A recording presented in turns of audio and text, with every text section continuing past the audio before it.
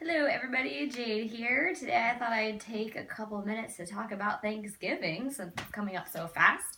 Can you believe it's seriously next week? I can't. And did you know that the average American gains 5 to 8 pounds over the holidays? That is a general statistic. Pretty crazy, don't you think? There's obviously no reason that needs to happen. So let's talk about a few ways that we can, not just go too crazy over the holidays, and eat a ton of food, and end up feeling like crap at the end. So first and foremost, Thanksgiving doesn't have to be unhealthy. You can make that meal pretty darn healthy and have tons of really good leftovers for yourself. But the big problem that I see is that most people are still cooking with canola oil and Crisco. And think about how many things that get, greased and basted and everything when going into that meal. So pretty darn simply, if you just ditch the Crisco and ditch the canola oil and use butter and coconut oil instead, it solves a lot of problems. So if you have any control over the food you're eating for Thanksgiving, if you're cooking, just take those two things. Make sure to get refined coconut oil, because that way it doesn't taste at all like coconut. It can replace pretty much any oil that you'd be cooking with. And butter, of course. Who doesn't like the taste of butter? Great idea to use in your Thanksgiving Day cooking. Few other tips. There is no reason why you need to make Thanksgiving an eating contest. As obviously it's not like every other day, but it doesn't need to be, a crazy eat until your buttons are popping off your jeans day either. So first and foremost, make sure you eat before dinner that day. Same rules apply as every other day. Some people try to save all their calories for dinner, and that's about the worst idea you could possibly do if you don't want to end up gaining a bunch of weight.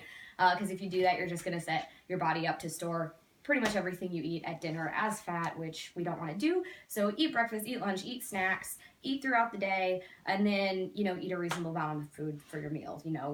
Good portion sizes. I'm not saying to go hungry, but just be reasonable. I think if you just bring a little bit of awareness to the meal and to the day, you can really enjoy it and, eat with your friends and family and, get out on the right side of things. So if you don't have any control over how the food is being cooked or what you're eating that day, just enjoy a meal, reasonable portion sizes, enjoy it, and then move on. Let that be your cheat meal. Let it be a good experience. Don't leave feeling guilty. And you should be good to go. It doesn't need to be that big of a deal.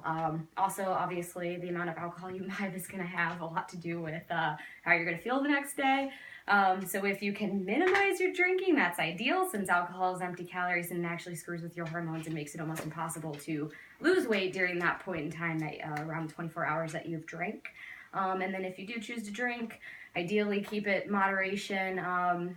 This is the one time I do recommend drinking water in between drinks, because that really does seem to help.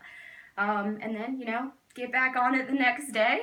We'll be having a big, fun workout at Fit Body, so make sure if you are in town to make it to that on Thursday morning, and that will help too. Get back on track on Friday with your good eating. Have a little bit of leftovers if you did make that meal the healthy way.